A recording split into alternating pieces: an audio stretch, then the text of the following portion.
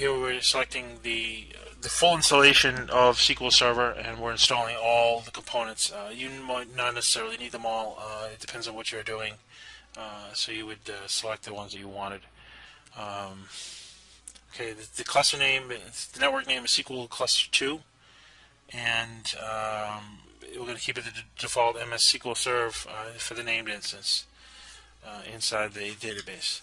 And there it is. It's finished.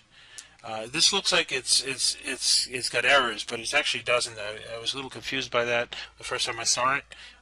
This does not mean errors because there's red there. It's fine.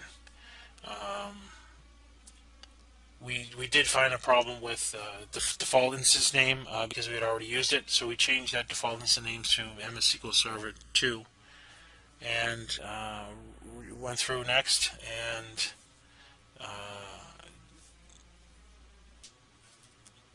ran it.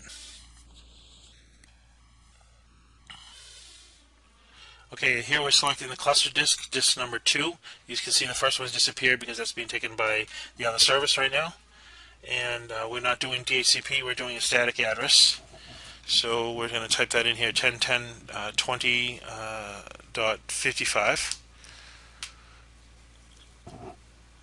Now, somewhere along the line here, we had errors related to the 10.10.20 network being selected. My recommendation is to try to create 11.10.10 network for, I'm sorry, 11.10.20 network for the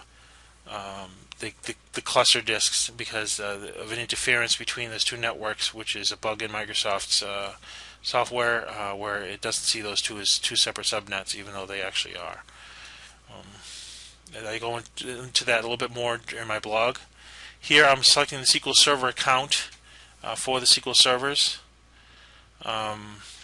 And I'm using all the same SQL admin account. To be more secure, you can select separate accounts. It's just a default user, and Microsoft SQL Server 2008 actually gives it the user the proper rights, and it's as it does the install. That is different in SQL Server 2003, which you have to manually configure the permissions. Here we're selecting the data directory and just looking this over here. We're going to keep it all as the default, and this file stream part of SQL Server for Transit SQL Access, I'm going to enable that. I think it's a good idea for later on when you're working with a SQL cluster. And we're using Windows Authentication mode, and we're entering the SQL Server admin user in both these screens that have just appeared. We go through this a little fast. I apologize. In the next video, I'll try to slow those things down a little bit so they're easier to see. The data directory, we're going to click on here, and we're going to actually do nothing. We're going to keep those as the same. In a real environment, you might want to divide those up among different disks. Do not install, but don't configure the report server. It is installing it, but it's not configuring it.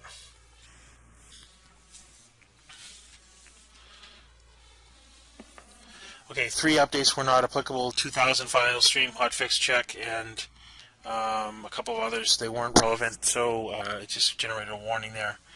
That's okay. Now everything is selected and everything's ready to run, and the installation of the SQL Server is going to go ahead and go forth. We're going to speed up the video here so that this takes less time and doesn't bore anybody, but it is going through and doing the installation there.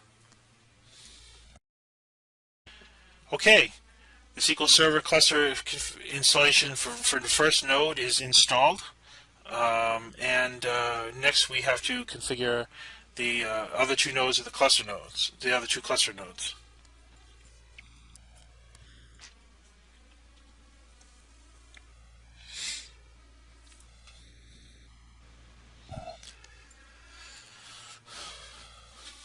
Okay, we're checking the rules as to the installation. We didn't show it, but we actually selected add node to a SQL Server failover cluster there, which is just above the dialog box that shows there. And then we're going to accept the Euler agreement terms, and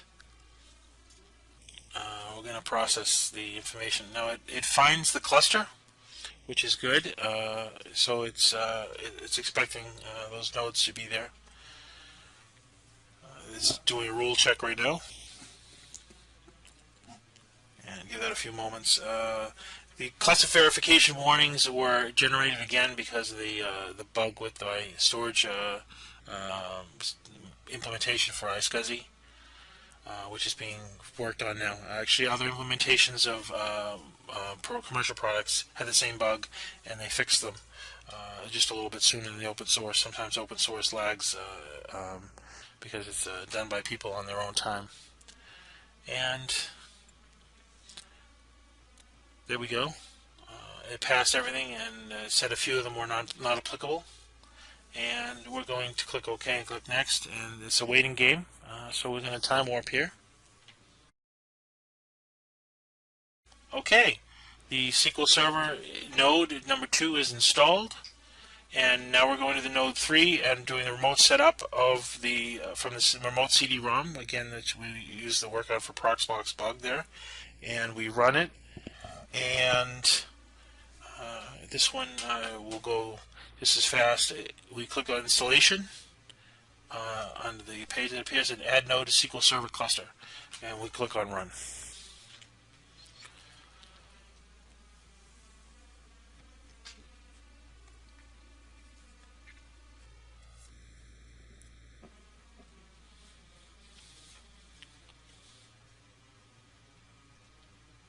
Okay, passed 7, failed 0, warning 0, and skipped 0. So that's good. Everything went smoothly. Now the actual installation, and we're going to accept the Euler agreement on this node and click install.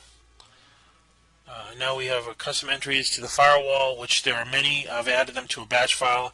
A few of them I found on the internet, but there was insufficient for the server, so I extended and added to that batch file and deleted a couple that were not necessary. You can find that batch file winfuse.blogspot.com/2012/01 how to install Microsoft MCS C cluster HTML and search for Nutshell.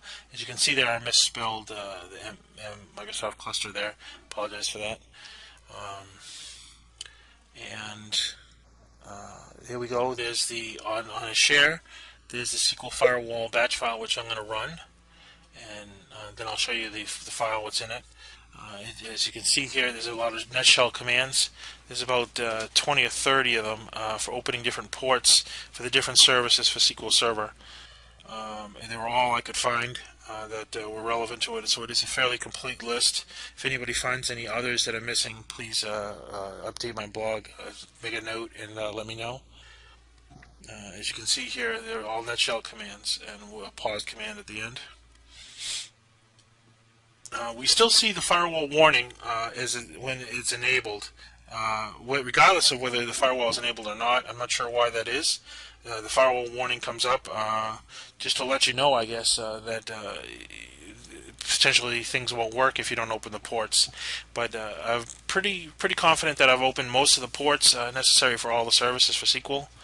Again, let me know if I miss one. And we ran that. Lastly, we're going to validate the cluster. I'm going to run the validation tool.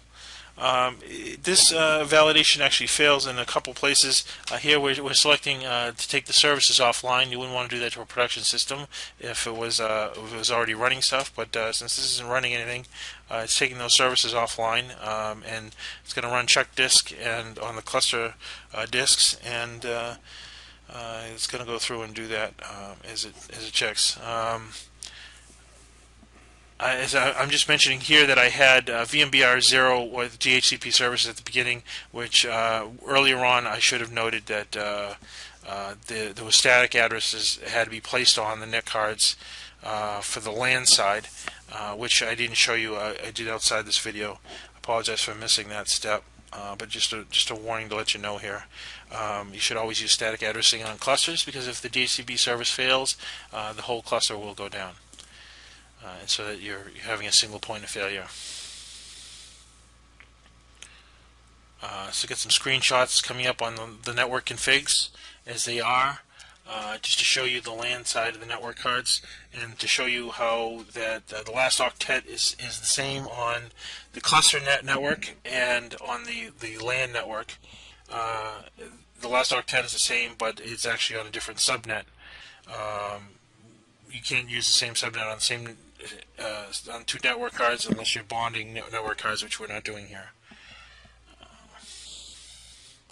Okay, and we also append the DNS suffix, so we add that there. This is rudimentary networking stuff that somebody should have a good idea or handle on before they do this anyways. When I send IP addresses to ClusterNet, I make sure that it is on a separate subnet, but I keep the last octet the same. I'm stressing that because it makes it a lot less confusing to remember what IP address is assigned to what server. 10.10.50 is for the LAN and the ClusterNet on SQL Server 4. 10.50 51 is on Cluster Server 5, and Cluster Server 6 is 52 is the last octet.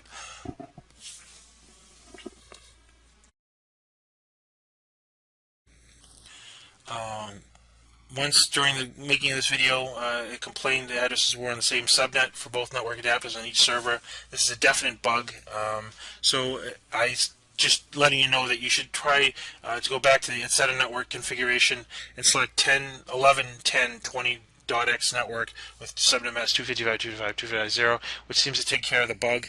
That is a totally different subnet. On the first octet there is off by 1, so it won't get confused with that.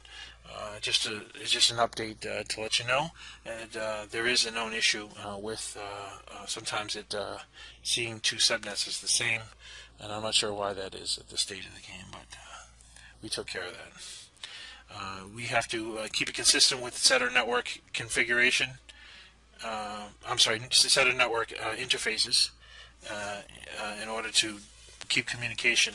But actually on the ClusterNet there is no need to communicate with the outside, so if it wasn't updated with the same subnet, it wouldn't affect anything. We show a couple warnings there. Thank you for watching this video. The installation did succeed, and as Pokey Pig would say, that's all folks. Thanks for watching.